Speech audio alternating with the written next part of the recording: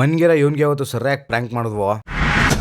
ಇವತ್ತು ಜಿಮ್ಮಲ್ಲಿ ಸುತ್ತಮುತ್ತ ಇರೋರು ನೋಡಿ ನನ್ಗನ್ಸಿದ್ದು ಉದ್ದದಪ್ಪ ಇದೀನಲ್ಲ ಆಕ್ಚುಲಿ ಗುಂಪಲ್ಲಿ ಫಸ್ಟ್ ಕಾಣಿಸೋದೇನಾ ಅಂತಾನೆ. ಅದೇ ಫೀಲಲ್ಲಿ ಆಚೆ ಕೂತಿದೆ ಇವನ್ ಬಂದ. ಏನಕ್ಕೆ ಜಿಮ್ ಬರೋದು? ನಾವೇ ಸಣ್ಣ ಮಾಡಕ್ ಬರ್ತಾ ಇದೀವಿ. ಏನ ಚಿಕ್ಕ ಊರ್ದು ಬೆಂಕಿ ಆಗ್ತಾ ಇದೆ, ಅದಕ್ಕೆ ತಿರ್ಗಾ ಸೀಮಣ್ಣ ಬೆಂಕಿ ಇಕ್ಕ ನೀವು ಬಾಡಿನ ಅವನು ಅವನಾರ ಹುಡುಗಿರ್ ಬೀಳ್ಸಕ್ಕೋಸ್ಕರನೇ ಬರ್ತಾವನೆ. ಹೇಳ್ತಾರೆ ಯಾವ ಬೋಳಿ ಮಗ ಹೇಳಿದ್ರಿ? ಏನ್ರಿ ಅದು ಮಾತಾಡೋದು? ಏನ್ ಮಾತಾಡ್ತಾರ್ರಿ? ಯಾವನ್ರಿ ಅವನು?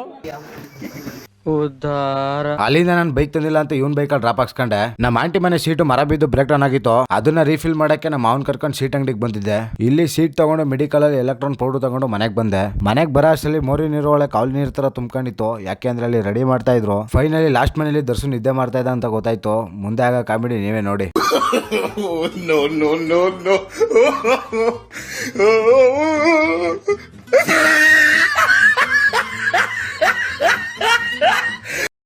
ತೆಗೀರಲ್ಲ, ನಿಮ್ಗೆ ಗೊತ್ತಾಗಲ್ಲ ಕಣ್ರಲ್ಲ.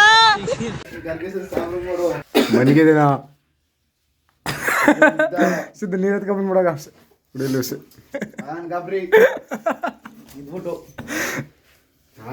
ನೀರು ಎತ್ಕೊಂಬರ ಬೇಗ ಅವನ್ಗೆ. ಏನ್ ಅನ್ಕಂಡೆ.